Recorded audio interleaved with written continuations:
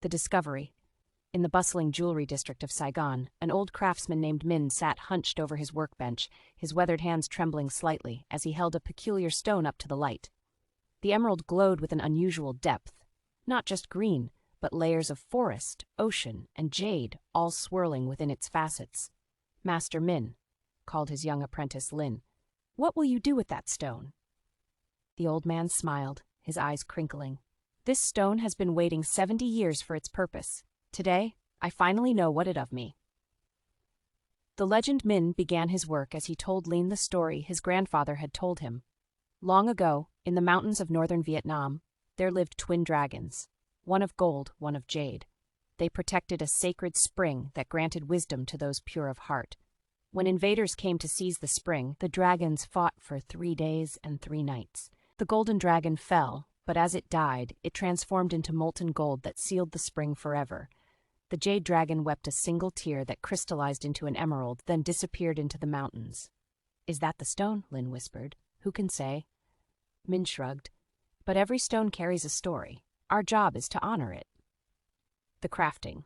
For 6 days, Min worked. His hands moved with practiced precision, even as his body protested with age.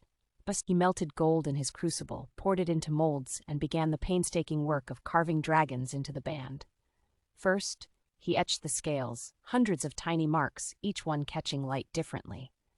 Then came the claws, fierce and protective. The dragon's body coiled around the band, its head rising on one side, tail disappearing on the other, creating the illusion of infinite movement. "Why dragons, master?" Lin asked as she polished the piece. "Because dragons are guardians," Min replied. "Whoever wears this ring carries the strength of earth and heaven. The dragon doesn't just symbolize power, it represents the balance between them." The setting. Min mounted the emerald in a geometric setting, surrounding it with small diamonds that sparkled like stars. The stone sat proud and tall, elevated above the band like a throne. "The emerald is the heart," he explained. "The diamonds are wisdom gathered from the world. And the gold is the vessel that holds them all together. This ring tells you, be strong like the dragon, clear in purpose like the emerald, and let your wisdom shine for others to see." The client. On the 7th day, a man entered the shop. He was neither young nor old, his face marked by both hardship and determination. "I heard you completed something special," the man said quietly. Min brought out the ring, now gleaming in its finished glory. The man's breath caught.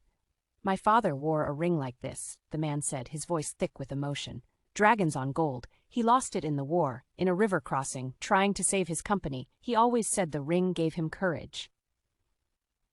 Min nodded slowly. "This ring knows about courage. Will you wear it with honor?" The man met his eyes. "I'm a surgeon. I hold lives in my hands every day. I need to remember to be strong, to be steady, to protect those who trust me." The transfer. As the man slipped the ring onto his finger, something remarkable happened.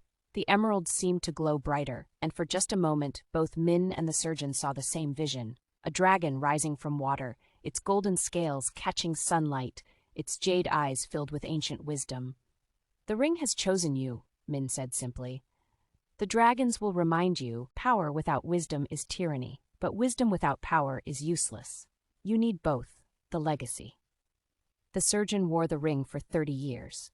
In operating rooms, when his hands grew tired or his confidence wavered, he would glance at the ring and feel steadied.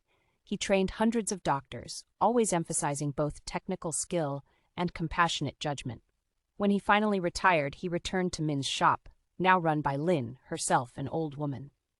"I want to pass this ring on," he said, "but I want to know its true story first." Lin smiled the same way Min once had. "The true story? The true story is the one you lived while wearing it. The dragon's emerald doesn't have just one tale. It collects them. Your courage, your patience saved, your wisdom shared, that's all part of the ring now." She paused, then added, "Master Min once told me, jewelry doesn't make the person makes the jewelry. You honored the dragons, now they're part of your legacy."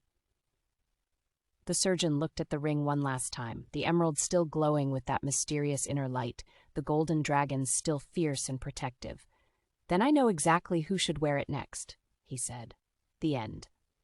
The ring continues its journey, collecting stories, guarding hearts, reminding each wearer that true strength comes from balancing power with wisdom, courage with compassion, just as the dragons have always taught.